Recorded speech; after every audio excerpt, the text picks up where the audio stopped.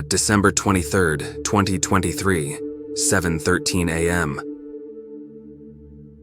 Chicago was a ghost town, blanketed in an unnatural stillness.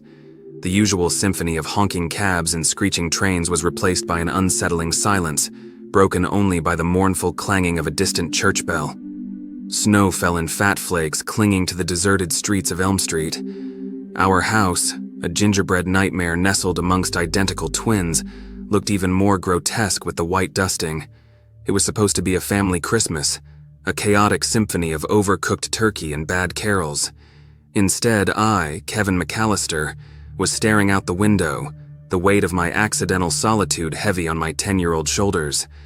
It all started with a fight, a McAllister family tradition as reliable as Christmas itself. This time, the epicenter was Buzz stealing my plane ticket to Florida, leading to a near riot involving spilled eggnog and a rogue ornament flying across the room. In the end, the McAllister clan, bleary-eyed and bickering, piled into the airport bus, leaving me behind in the chaos. Alone in the house, a thrill of forbidden freedom pulsed through me. I did a victory dance in my underwear, blasting the radio at a volume that would make my parents' ears bleed. I devoured a quadruple chocolate chip cookie at breakfast, watching cartoons until my stomach itched. The day stretched before me, a vast unexplored land of possibilities. But the thrill wore thin as the afternoon shadows lengthened. The silence began to feel oppressive, punctuated only by the rhythmic creak of the old house settling. My bravado crumbled, replaced by a gnawing loneliness. I missed the cacophony of my family, even Buzz's annoying antics. Determined to distract myself, I raided the attic, a dusty treasure trove of forgotten toys and mismatched furniture. Nestled amongst moth-eaten sweaters, I found a dusty telescope. Hauling it downstairs, I positioned it by the window, aiming the lens at the deserted street. The image that greeted me was unsettling. Mr. Hamse, our usually jovial next-door neighbor, stood on his porch staring intently at our house. A thick black scarf obscured his face, leaving only a pair of dark, unsettling eyes peering through. He looked different, gaunter, his eyes glinting with an unsettling intensity. A shiver crawled down my spine. Mr. Hamsai and his wife were known for their eccentricities, leaving cryptic messages scribbled on napkins and leaving plates of strange, unidentifiable cookies on our doorstep. But this was unnerving. He remained motionless for what felt like an eternity. Just as I started to convince myself I'd imagined it, he turned abruptly, disappearing into the darkness of his house. My heart hammered against my ribs. The unnerving silence stretched, broken only by the mournful tolling of the church bells. As the last rays of sunlight dipped below the horizon, a flicker of movement in the side yard caught my eye.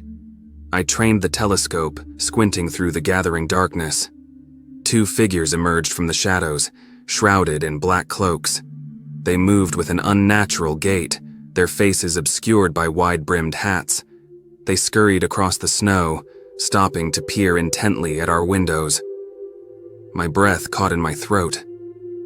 Were they robbers? Panic clawed at me. I remembered the McAllister valuables, Dad's prized antique watch, Mom's silver collection, and the hefty chunk of cash hidden in the grandfather clock for emergencies. My mind raced as I formulated a plan. Home Alone may have been a comedy, but this was no laughing matter. As quickly and quietly as I could, I raided the kitchen, grabbing everything that could remotely resemble a weapon: a hefty rolling pin, a can of Dad's hairspray, and a bag of frozen peas. Hey, they could be surprisingly painful in the right situation. I strategically placed these weapons around the house, a nervous giggle escaping my lips. Maybe being alone wasn't such a bad idea after all. Maybe it was time for Kevin McAllister to become Kevin McAllister, defender of Elm Street. Just then, a creak on the stairs sent chills down my spine. The silence had been broken. Someone was in the house. Adrenaline surged through me. I froze, every muscle bunched, listening intently. The creak came again, from the living room this time. I tiptoed to the top of the stairs, clutching the frozen peas like a tiny grenade. Panic warred with a strange sense of excitement. This wasn't a movie anymore. This was real. Peering down, I saw a dark figure fiddling with the Christmas tree lights. My heart hammered against my ribs. Was it one of the hooded figures? I knew I had to act. Taking a deep breath, I screamed, "Get out of my house!" The figure whipped around, startling so violently it almost toppled the Christmas tree. It wasn't one of the cloaked figures. It was Mr. Hamsaya, his face contorted in surprise. Relief flooded me, so intense it almost left me dizzy. "Kevin, what on earth are you doing?" Mr. Hamsi spattered, his voice raspy. The thick black scarf was gone, revealing a kind face itched with worry. Shame washed over me. I sheepishly explained the situation, the hooded figures, the telescope. Mr. Hamsi listened patiently, a flicker of amusement playing on his lips. "Those weren't robbers, Kevin," he said gently. "Those were carolers. They wear costumes in our old country for Christmas." "Carolers? But they were creepy," I mumbled, feeling foolish. He chuckled. "They might seem unusual to you, but they're good people. Just misunderstood, perhaps." Mr. Msai helped me set up the booby traps I'd scattered around the house, shaking his head with a smile at my ingenuity and utter lack of deadliness. He explained the cryptic messages as a neighborhood tradition dating back to his childhood, a playful way of spreading Christmas cheer. The strange cookies? They were a family recipe, a little unorthodox maybe, but delicious nonetheless. Ashamed of my panicked reaction, I apologized profusely. Mr. Hamzai simply patted my shoulder. "It's all right, Kevin. Being alone can be scary, especially at Christmas." Suddenly, a wave of loneliness washed over me again. Mr. Hamzai sensed my shift in mood. "Tell you what," he said, a mischievous glint in his eye. "How about you join us for Christmas?" My jaw dropped. Could he possibly be serious? He saw my hesitation and added, "We're having a traditional Persian feast. Lamb stew, saffron rice, baklava. You won't regret it." The thought of delicious food and company was too tempting to resist. "Okay," I agreed tentatively. Mr. Hamsai grinned. "Great. Let's get you cleaned up, young man. You look like you've been playing in a snowstorm." The next few hours were a whirlwind. I helped Mr. Hamsai and his wife, Mrs. Hamsai, a woman with gentle eyes and a warm smile, prepare the feast. The aroma of exotic spices filled the air, making my stomach rumble. The other carolers started arriving, men and women dressed in vibrant costumes bearing a cacophony of instruments. The air thrummed with an unfamiliar energy, exciting and a little intimidating. Despite the language barrier, we managed to communicate through smiles, gestures, and a surprising amount of shared Christmas cheer. We feasted on a table laden with unfamiliar delicacies. The lamb stew was an explosion of flavor, the saffron rice fluffy and fragrant. The baklava, a dense and sticky dessert made with honey and nuts, was unlike anything I'd ever tasted. I felt oddly at home amidst the boisterous Christmas carols sung in a language I didn't understand, surrounded by people I didn't know but who welcomed me with open arms. As the night deepened, a sense of belonging bloomed in my chest, pushing away the loneliness.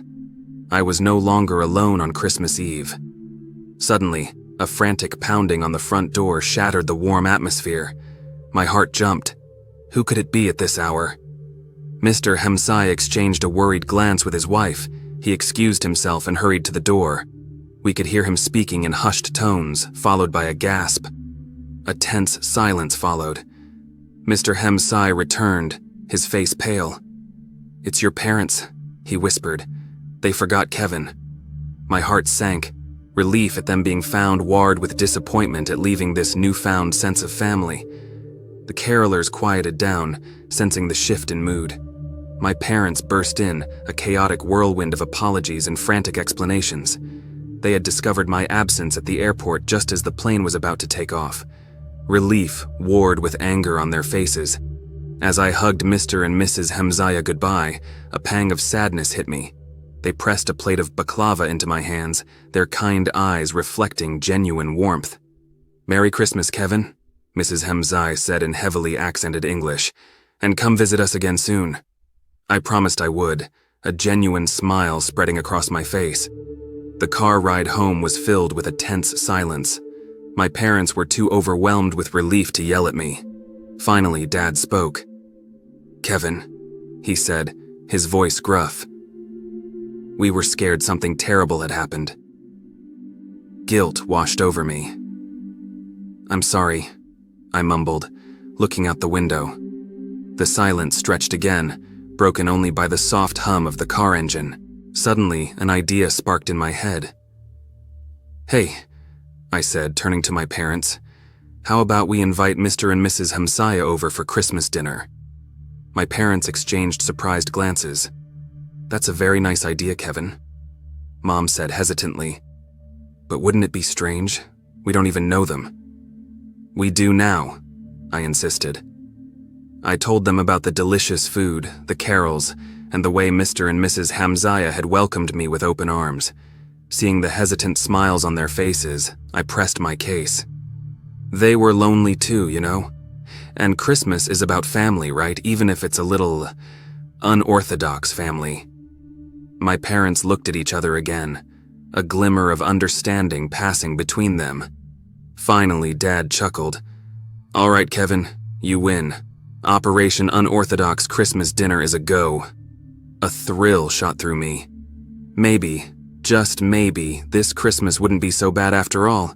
It might even be a little bit magical.